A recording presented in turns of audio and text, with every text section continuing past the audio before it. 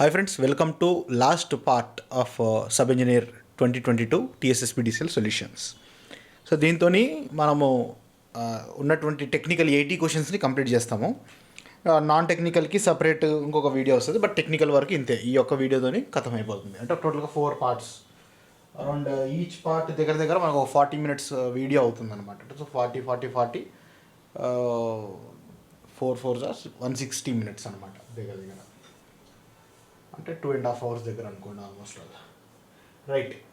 So next question, ఇది electromagnetic field సంబంధించిన question.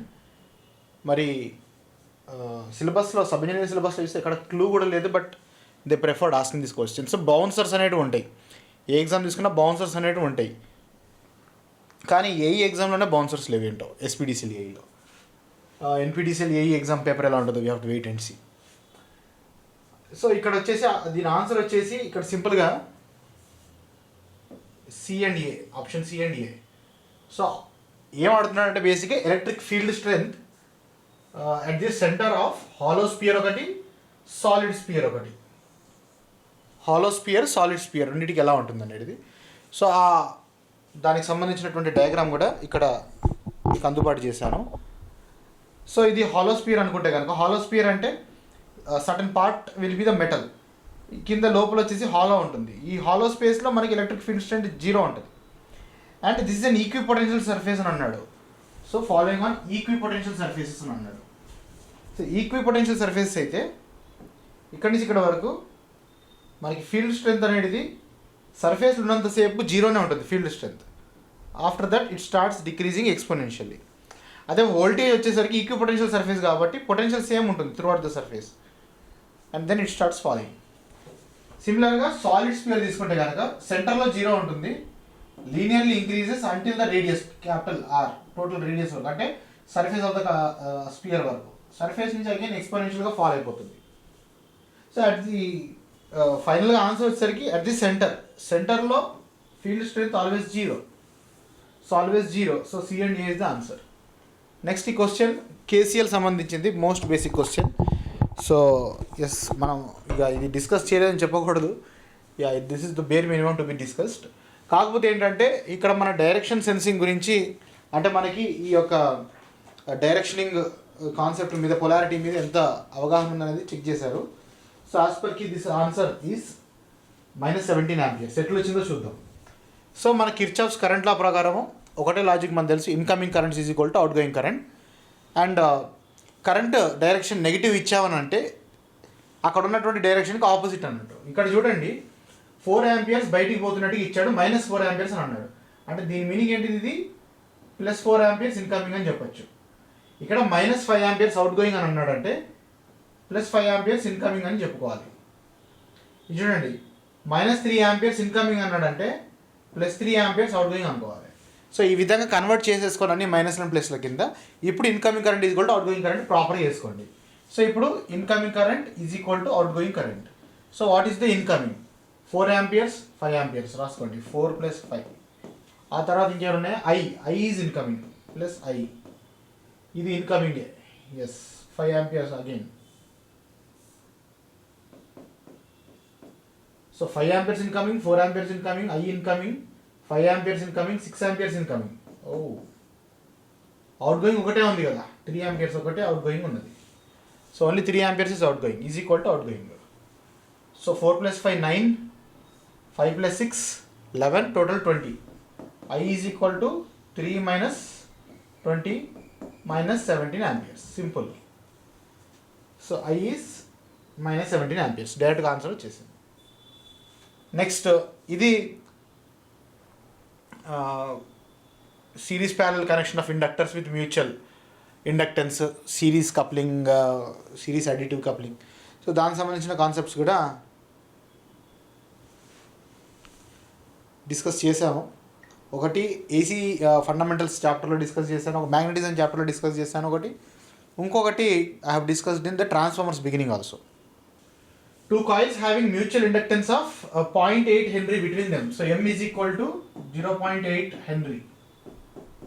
Connected in series opposing. Yeah, okay. Has an equivalent inductance of 0.45 Henry. So series opposing ఉన్నప్పుడు రెండు ఇండక్టర్స్కి రెండు series connected కాయిల్స్కి ఉన్నటువంటి equivalent inductance formula తీసుకుంటే L1 plus L2 minus 2M. So L equivalent ఇచ్చాడు, 2M ఇచ్చాడు, మనకి M value ఇచ్చాడు. Calculate the equivalent inductance when they are connected in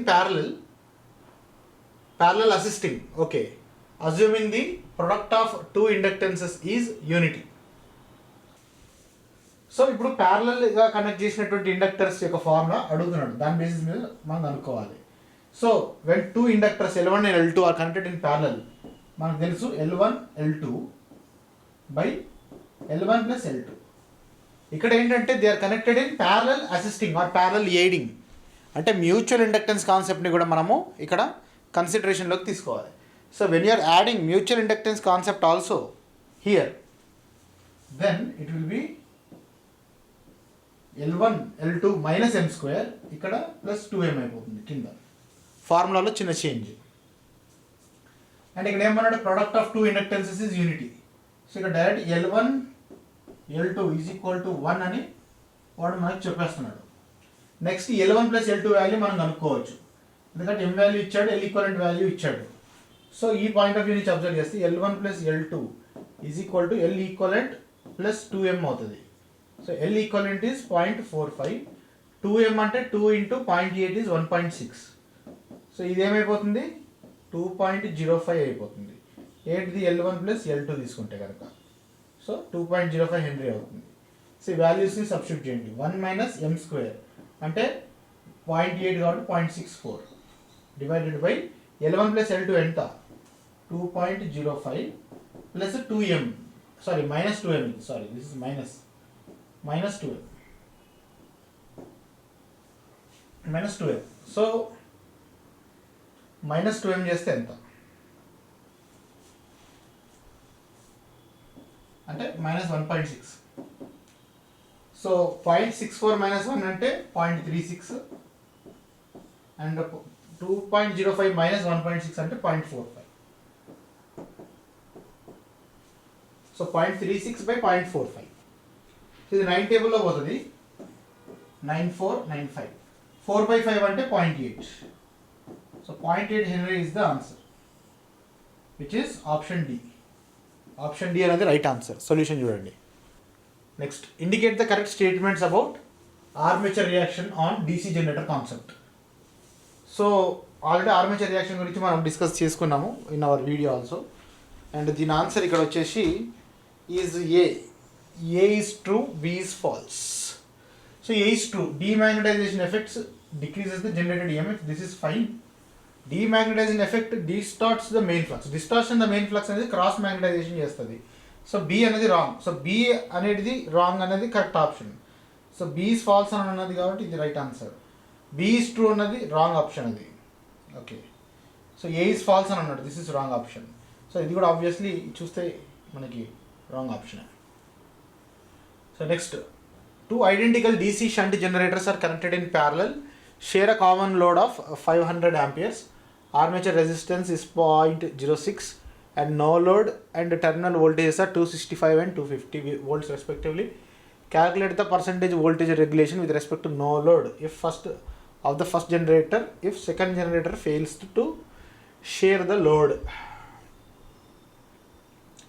So yeah, so ఇప్పుడు ఒక DC షంట్ జనరేటర్ అంటున్నాడు.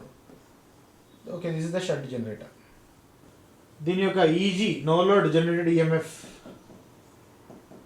265 volts అని అన్నాడు.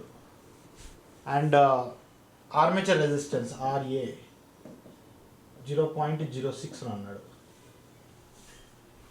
ఇనీషియల్గా ప్యారలల్గా రెండు జనరేటర్స్ 500 amperes అనబడే టోటల్ లోడ్ని షేర్ చేసుకుంటున్నాయని అన్నాడు. ఓకే, తర్వాత one of the generator fail అయిపోయిన తర్వాత ఏంది పరిస్థితి అని అన్నాడు. So when both are sharing, actually రెండు షేరింగ్ జరుగుతున్నప్పుడు no load voltage, full load voltage ఇచ్చాడు, టర్మినల్ వోల్టేజ్. సో దాన్ని బట్టి మనము ఇంకేమైనా ఇన్ఫర్మేషన్ డ్రా చేయడానికి ట్రై చేద్దాం. So terminal voltage V is equal to EG minus IARA అంతే కదా. So V terminal voltage is 250, easy is 265 వాడు చెప్పిన దాని ప్రకారము, మైనస్ IARA. సో దీంట్లో మనకి ఏమర్థమవుతుంది, IARA is equal to 15 volts వస్తుంది. అంటే వోల్టేజ్ డ్రాప్ అనేది 15 volts ఎప్పుడు, ఇంతకుముందుకు షేరింగ్ ఉన్నప్పుడు ఫుల్ లోడ్ దగ్గర. అండ్ IA వాల్యూ ఇక్కడ ఎంత వస్తుంది మనకి 15/RA వాల్యూ మనకు తెలుసు కదా ఆల్రెడీ, 15/0.06.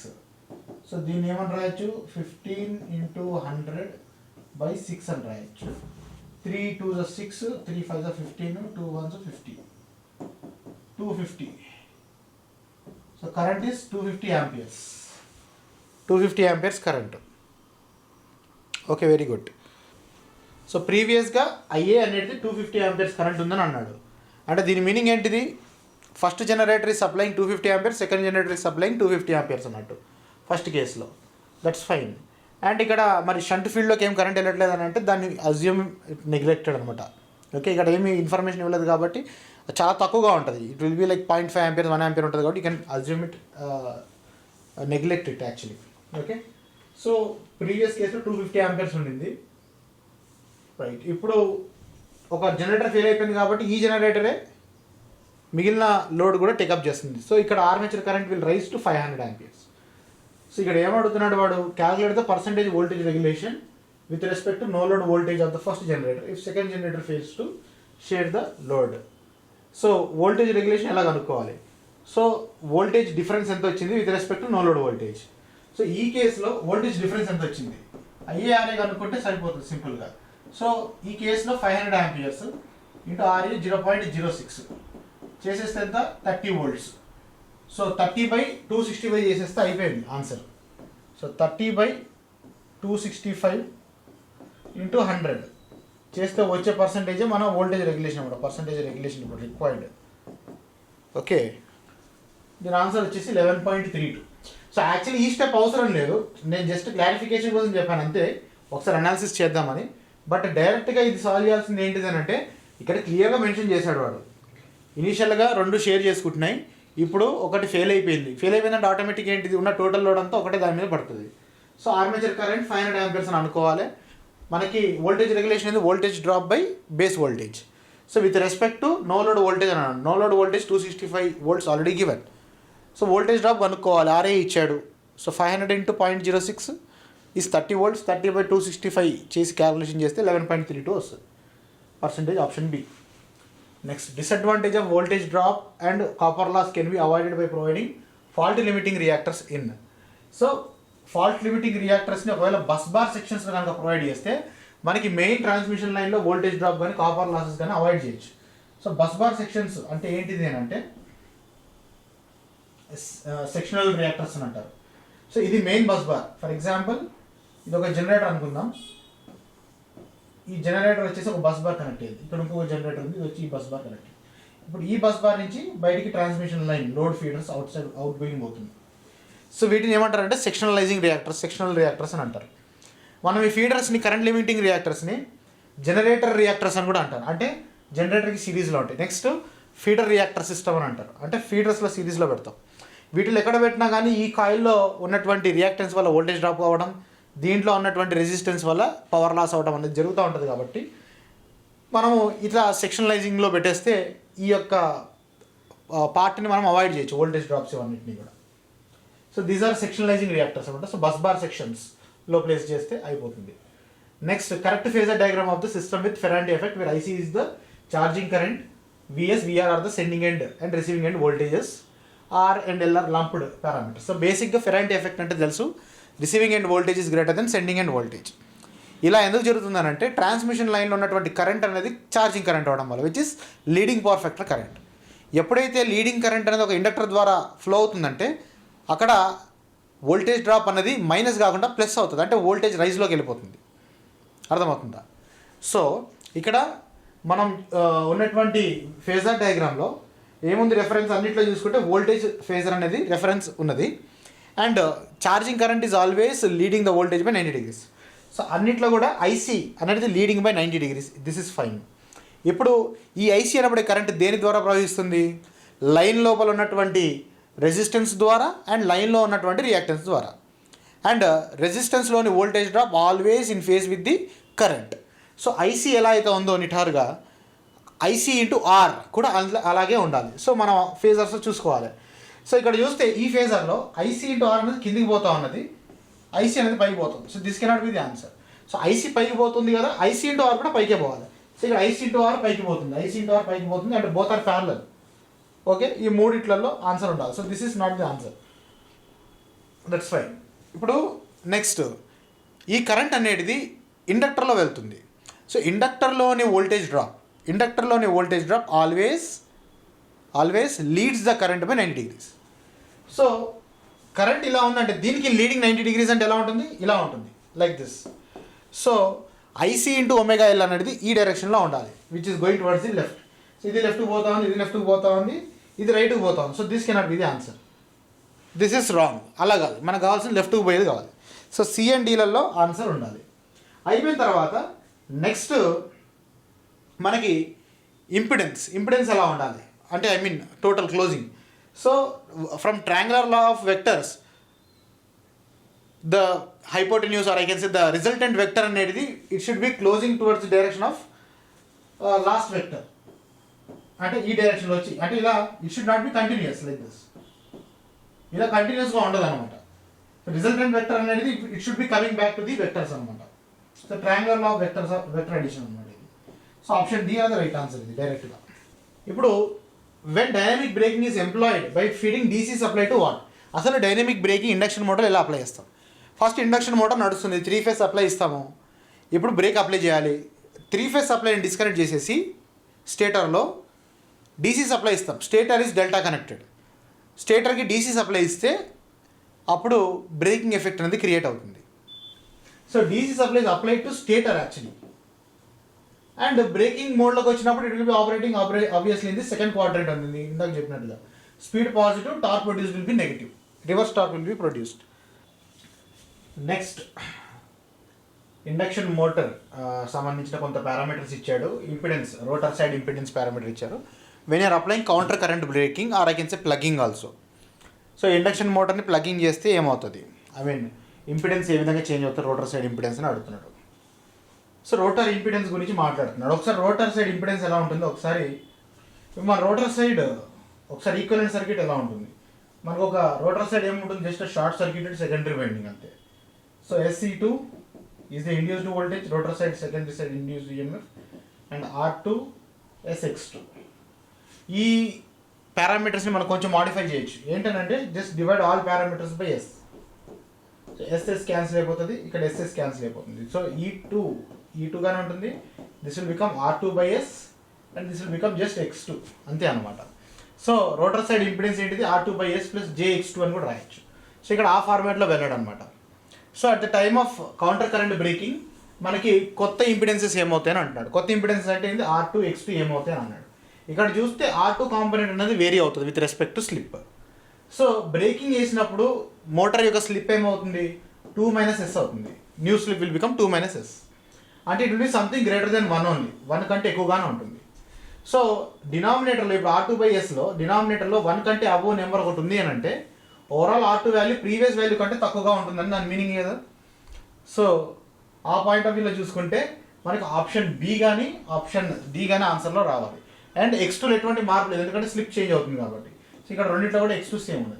సో మనం ఫర్దర్ ఇంకా తెలుసుకోవాలి, క్యాలిక్యులేషన్ చేయాలనుకుంటే సో ఫస్ట్ ఇనిషియల్గా ఇచ్చిన పారామీటర్స్ ప్రకారం ఒరిజినల్ స్లిప్ ఎంతో కనుక్కోవాలి నార్మల్ డైరెక్షన్లో. సో 1425 ఉంటే కనుక 5% స్లిప్ ఉంటుంది మనకి 1500 RPMకి. So S is equal to 0.05. At the time of braking 2 - S కదా. సో స్లిప్ విల్ బికమ్ 1.95 అయిపోతుంది. సో ఈ ఇనిషియల్గా ఉన్నటువంటి రెసిస్టెన్స్ ఎంత, R2/S ఈజ్ ఈక్వల్ టు 0.1 కదా. సో ఇప్పుడు 0.1/0.195 చేశారనుకోండి, సారీ 1.95 చేశారనుకోండి, then that will become equal to 0.51. Option B అనేది రైట్ ఆన్సర్ అయిపోతుంది దీనికి.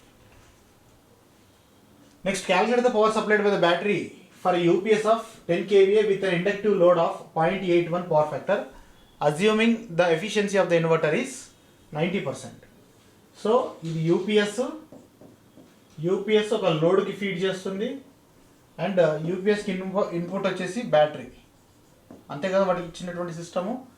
అండ్ యూపీఎస్ యొక్క లోడ్ రేటింగ్ కూడా ఇచ్చాడు అనమాట. ఎంత యూపీఎస్ రేటింగ్ 10 kV, అంటే అవుట్పుట్ సైడ్ 10 kV అనమాట. ఎప్పుడైనా కానీ అవుట్పుట్ రేటింగ్ ఇస్తారనమాట at power factor of 0.81. So load point of వ్యూలో మాట్లాడితే అవుట్పుట్ ఎంత డెలివరీ చేస్తుంది, 0.81 కదా. సో 8.1 కిలోవాట్ పవర్ని సప్లై చేస్తుంది మన inverter presently. So power supplied by the battery ఎంత కనుక్కోమని అంటున్నాడు. In the efficiency of the inverter is 90%. So it will be something greater than 8.1 కంటే ఎక్కువగానే ఇక్కడ సప్లైయింగ్ అవుతుంది అనమాట. సో నీకు ఇన్పుట్ కావాలంటే ఏంటిది, అవుట్పుట్ బై ఎఫిషియన్సీ, అంతే కదా. So output is 8.1, efficiency is 90% అంటే 0.9 చేసేస్తే ఎంత వస్తుంది, 9 వస్తుంది. So 9 kilowatt is the supply అనమాట. So option D right answer. Next 8051 micro కంట్రోలర్లో number of 8-bit registers and 16-bit registers క్లాసెస్లో డిస్కస్ చేశాము.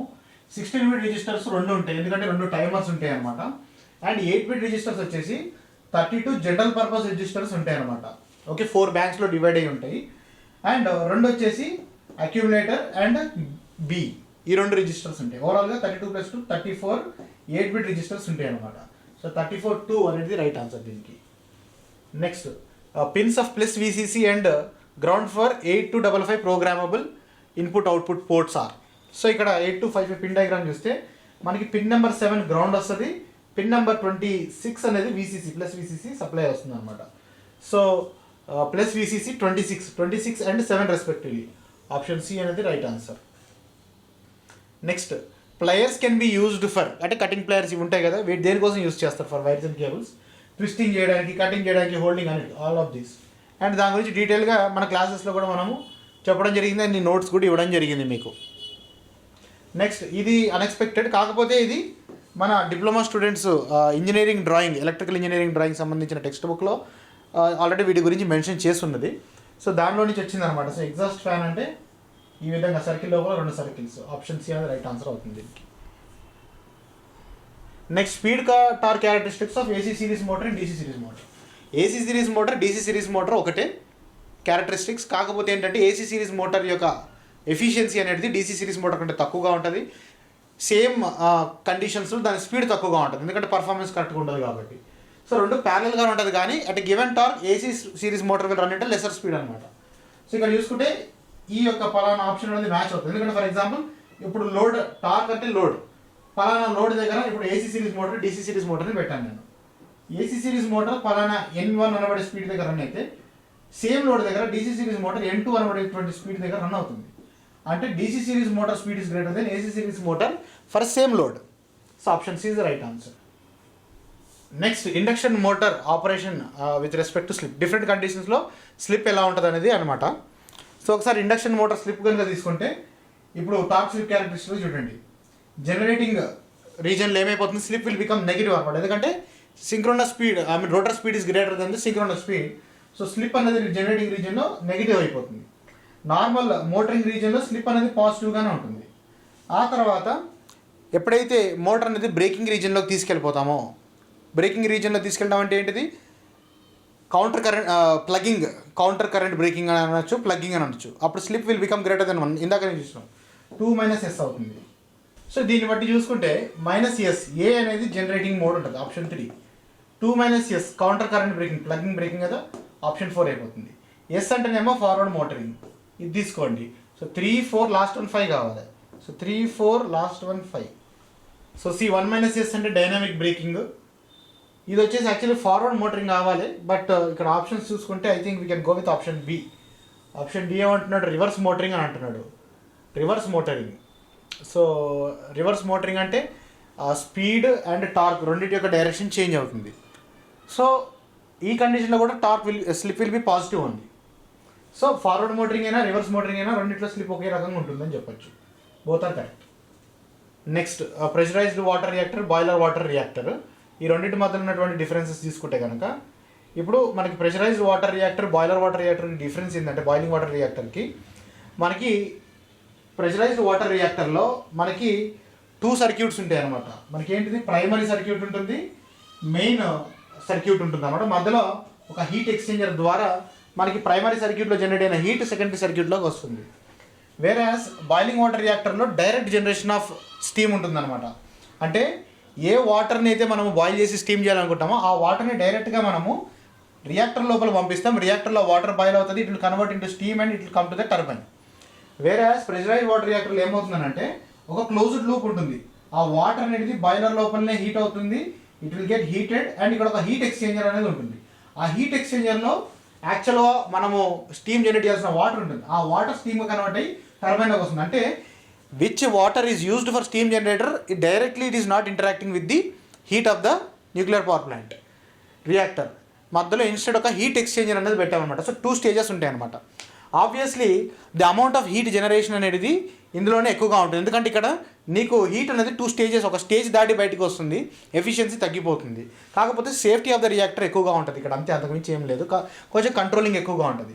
సో ఇక్కడ వచ్చేసి ఏంటంటే అన్నీ బాగానే ఉన్నాయి కానీ efficiency, thermal efficiency point of వ్యూలో రాంగ్ ఉందన్నమాట. బాయిలింగ్ వాటర్ రియాక్టర్ యొక్క thermal efficiency will be more than the pressurise water reactor because the water is in direct, అంటే there is no multiple stages అనమాట. ఎప్పుడైతే మనకి ఇప్పుడు ఇక్కడ హీట్ ట్రాన్స్ఫర్కి ఇంకొక సపరేట్ స్టేజ్ యాడ్ అయింది, ఏది ఒక హీట్ ఎక్స్చేంజర్ అనేది పెట్టాం. సో ఈ హీట్ ఎక్స్చేంజర్ దగ్గర మనకి పవర్ లాస్ అవ్వడానికి, ఆ హీటింగ్ పవర్ లాస్ అవ్వడానికి అవకాశం ఉంటుంది.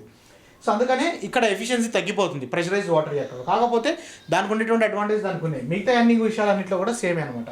సో దీనికి వచ్చేసి ఆప్షన్ బి ఇన్కరెక్ట్ స్టేట్మెంట్ అడిగాడు.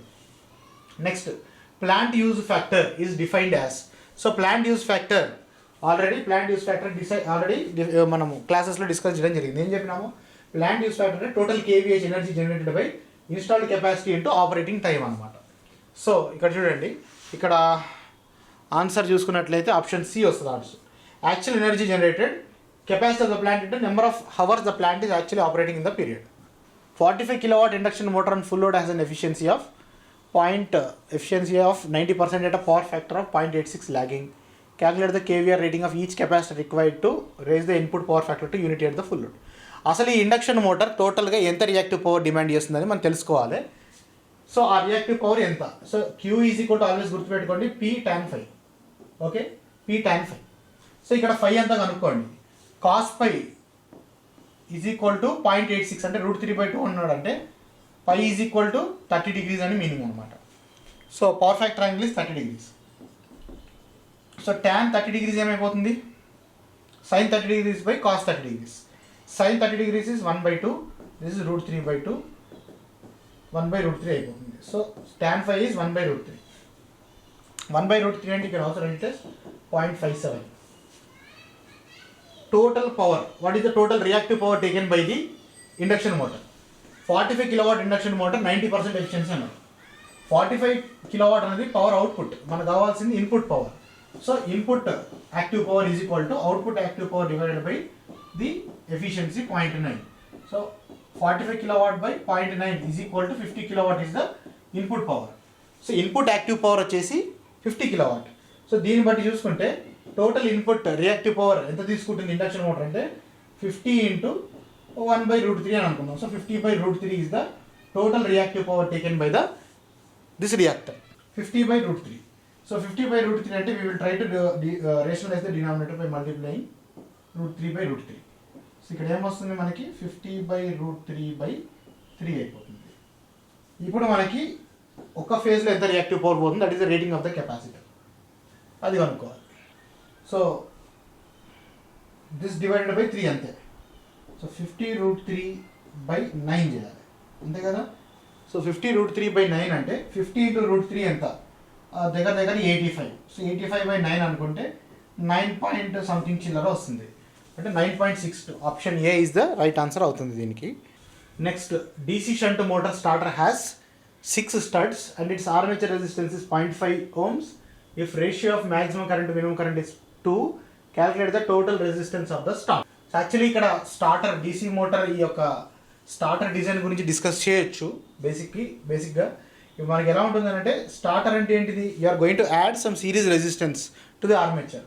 For example let us say ఇట్లా 6 studs అని అన్నాడు. సో ఒక 6 రెసిస్టర్స్ అట్లా సో ఉంటాయి అనమాట. And finally you are having the motor యొక్క ఆర్మేచర్ రెసిస్టెన్స్ ఉంటుంది, RA, దీని స్మాల్ RA అని అంటాం. అండ్ టోటల్ రెసిస్టెన్స్ని క్యాపిటల్ R అని చెప్తాం అనమాట. సో మనము when you are shifting stud from stud, స్లోగా నాట్చింగ్ చేస్తున్నప్పుడు, నాట్చింగ్ అంటే ఏంటి, ఇనీషియల్గా స్టార్టర్ అనేది ఇప్పుడు ఫస్ట్ స్టడ్ నుంచి ఇక్కడ నుంచి మళ్ళీ నెక్స్ట్ రెసిస్టెన్స్ని కట్ ఆఫ్ చేసినప్పుడు ఇనీషియల్గా తక్కువ కరెంట్ ఇంక్రీజ్ అయ్యి మళ్ళీ సేమ్ లెవెల్కి రీచ్ అవుతూ ఉంటుందన్నమాట. సో కరెంట్ అనేది ఒక I minimum I maximum I maximum I minimum I maximum I minimum అనేబడేటువంటి ఒక 2 లెవెల్స్ మధ్యన కరెంట్ అనేది ఆసిలేట్ అవుతుంది. I will separately make a video explaining this process. So ఈ కరెంట్లో ఉన్నటువంటి డిఫరెన్సెస్ మనం షిఫ్ట్ చేస్తున్నటువంటి రెసిస్టెన్సెస్ని బేస్ చేసుకుంటూ ఒక రిలేషన్ ఉంటుందన్నమాట.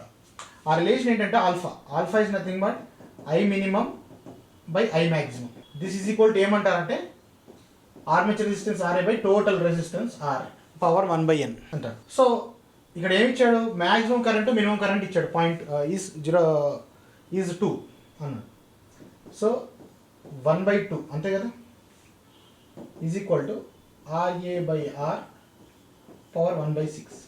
సో ఇక్కడ 1/6 ఈజువల్ పంపిస్తే 1/2 పవర్ 6 అయిపోతుంది కదా, is equal to RA 0.5 by are.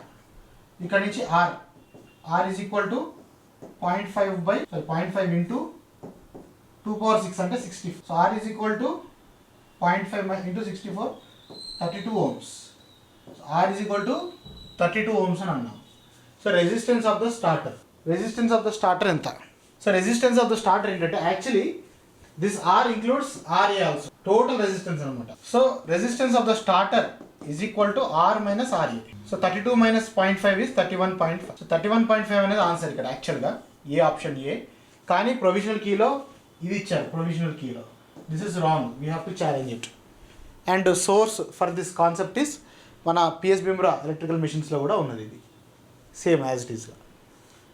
Next Hopkinson టెస్ట్లో you have to find out the efficiency based మీద క్వశ్చన్స్ ఉన్నాయన్నమాట. సో దానికి అర్థం చేసుకోవడానికి అసలు టెస్టింగ్ ఆఫ్ DC మెషిన్స్ అసలు ఎన్ని రకాల టెస్టింగ్స్ ఉంటాయి. బేసిక్గా మనకి ఇండైరెక్ట్ మెథడ్స్ ఉంటాయి అండ్ డైరెక్ట్ లోడింగ్ టెస్ట్ ఉంటుంది. And you know what is the difference between indirect test and direct loading test. Direct loading test ఏంటంటే మెషిన్ మీద ప్రాపర్గా మనము లోడ్ని అప్లై చేసి we will be testing it's efficiency, input ఎంత వస్తుంది output ఎంత వస్తుంది. లాసెస్ మనకు తెలియదు, అంటే లాసెస్ ఓవరాల్గా నెట్ లాసెస్ వాల్యూ వస్తుంది కానీ డిఫరెంట్ లాస్ కాంపోనెంట్స్ మనం సపరేట్ చేయలేము. And also it is a costly technique and it is not feasible always. No load టెస్ట్లో ఏం చేస్తామనంటే, ఇండైరెక్ట్ టెస్ట్లో ఏం చేస్తామంటే లోడ్ లేకుండానే we will try to first separate all the లాసెస్ని కనుక్కొని అప్పుడు మనము ఇన్పుట్ అవుట్పుట్ పారామీటర్స్ బేస్ చేసుకొని without actually testing the motor also paper మీద మనం ఎఫిషియన్సీ క్యాలిక్యులేట్ చేసేయచ్చు, ఆల్మోస్ట్ అక్యురేట్గా ఉంటుంది. సో దీంట్లో వచ్చేసి ఏంటంటే మనకి డిఫరెంట్ మెథడ్స్ ఉన్నాయి. ఫస్ట్ వన్ వచ్చేసి స్విన్బర్న్ మెథడ్ అని ఒక నో లోడ్ టెస్ట్ ఉంది. So Swinburne method is a no load test. ఈ స్విన్బర్న్ టెస్ట్ దేనికి యూస్ చేయాలని ఒక బిట్ వస్తుంది. It is not suitable for DC series motors, ఇది గుర్తుపెట్టుకోవాలి. Next regenerative or Hopkinson's test అని ఉంటుంది. సో ఇప్పుడు మన క్వశ్చన్ కూడా హాప్కిన్సన్ మెథడ్ ఉంది. దీంట్లో ఉన్నటువంటి ఒక ఇంపార్టెంట్ రిక్వైర్మెంట్ ఏంటంటే నువ్వు యూజ్ చేసినటువంటి మోటార్లో 2 మోటార్స్ యూజ్ చేయాలి and both of them should be machines should be identical. దీంట్లో ఏం చేస్తామంటే one of the motor is run like a generator, one of them is run like a motor. So motor mechanical energy జనరేటర్కి supply చేస్తుంది, ఆ generator electrical energy తిరిగి motor, అంటే power అనేది దాని లోపల ఆ లూప్లో సర్క్యులేట్ అవుతుంది కానీ ఎక్స్టర్నల్ సోర్స్ నుంచి ఎటువంటి పవర్ తీసుకోము. So net power drawn from the source is 0. And అవి సప్లై చేసే సప్లై చేసే పవర్, ఆ జనరేటర్ సప్లై చేసే పవర్, మోటార్ ఇచ్చిన power only to satisfy the losses of the both the machines. సిమిలర్గా హాప్కిన్సన్ టెస్ట్ లాంటిదే మనకి ఫీల్డ్ టెస్ట్ అని ఒకటి ఉంటుంది. That is done for DC series Motors and DC series machines. So ఈ ఫీల్డ్ టెస్ట్లో కూడా 2 identical DC series machines use చేస్తాం, ఇదే విధంగా నడుస్తూ ఉంటుంది. సో పర్టికులర్గా ఇక్కడ ఇచ్చినటువంటి కేసులో మనం యూజ్ చేసిన ఫార్ములా ఏంటంటే efficiency of motor and generator. ఇక్కడ అంటే మోటార్ అండ్ ఒక మెషిన్ మోటార్ లాగా ఒక మెషిన్ జనరేటర్ లాగా ఆపరేట్ చేస్తుంటాం కాబట్టి ఇక్కడ 2 మెషిన్స్ సంబంధించినటువంటి ఎఫిషియన్సీని ఆ మోటార్ జనరేటర్లో ఉన్నటువంటి ఆర్మేచర్ కరెంట్ లింక్ చేస్తూ ఒక ఫార్ములా ఉంటుంది. Efficiency is equal to under root of generator armature current by motor armature current. Okay, so efficiency is equal to under root of IG by IM హాప్కిన్సన్స్ మెథడ్లో. ఇక్కడ గుర్తుపెట్టుకోండి motor current is 21% more than the generator current అని అన్నాడు.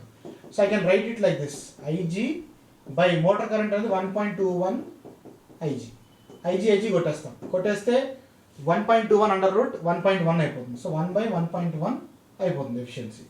So 1/1.1 అంటే 10/11, 10/11 అంటే 90.9 అంతే కదా, which is option A. This is wrong highlight అవుతుంది, ఆప్షన్ ఏ అనేది రైట్ ఆన్సర్ దీనికి. Next single phase energy meter magnet which controls the speed of the DC aluminium disc is direct answer brake magnet. And yes, దీని గురించి చాలా డీటెయిల్గా మనము క్లాసెస్లో కూడా డిస్కస్ చేసుకోవడం జరిగింది. Dynamometer type power factor consist of two moving coils A and B. Choose the correct option. So dynamometer type power factor meter already మన కోర్సులో కూడా డిస్కస్ చేయడం జరిగింది. సో ఏ కాయిల్లో ఏముంటుంది, A coil two moving coils A and B. A కాయిల్లో సిరీస్లో resistance connect చేస్తాం, బి కాయిల్లో సిరీస్లో ఇండక్టెన్స్ కనెక్ట్ చేస్తాం. సో దీని ఆన్సర్ వచ్చేసి B. A is in connect A resistance is connected in series with coil A and inductance is connected in series with coil B. Next Lissajous pattern. So దీని formula వచ్చేసి సింపుల్గా X minimum by X maximum, Y minimum by Y maximum. అది ఎప్పుడైతే you're having normal orientation, ఇప్పుడు orientation ఏమైపోయింది, reverse అయిపోయింది. So angle కూడా negative angle అయిపోతుంది ఇక్కడ.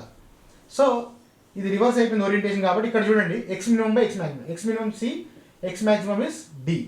So I can write minus of sine inverse C by D, ఇలా కూడా రాయొచ్చు. సో ఆప్షన్ సి అనేది రైట్ ఆన్సర్ అయిపోతుంది. లేకపోతే you can also right answer as minus of sine inverse Y minimum by Y maximum. So B by A కూడా రాయొచ్చు. Okay, B by A is also right answer for this question. So that's it guys, this is the end of sub engineer solutions. So 80 technical క్వశ్చన్స్లో nearly 37 డైరెక్ట్గా మనం చేసిన discussion నుంచి డైరెక్ట్గా రావడం జరిగింది.